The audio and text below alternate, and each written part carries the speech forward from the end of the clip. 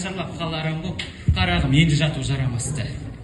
Маңайдағы жұрттың бәрі оянды, ұйықтап жатқан біз ғана. Сол қалың ұйқыдағы халықты ояту үшін жазғаны өлеңім осы. Қарағым енді жату жарамасты. Маңайдағы жұрттың бәрі оянды, ұйықтап жатқан біз ғана. Сол қалың ұйқыдағы халықты ояту үшін жазғаны өлеңім осы. Сонда мына кітап жазған Міржақып деген өзің болыңызда. Ақсақал, Міржақып Дулатов деген менмін. Сіздер секілді халықты ояту үшін осындай кітаптар жазамыз.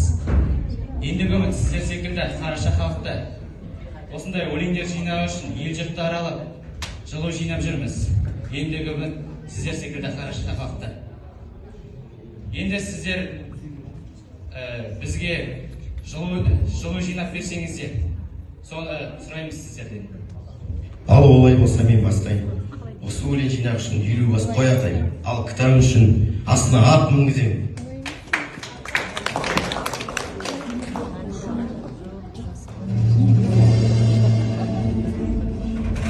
Сібір емес, үйдегі жалғыз қалған анама обал ғой.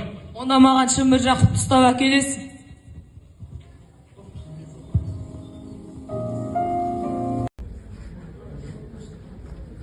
Это наш автор. Я Міржақып емес. Дулатов. Если он не Міржақып Дулатов, то кто? Сонда кімсің?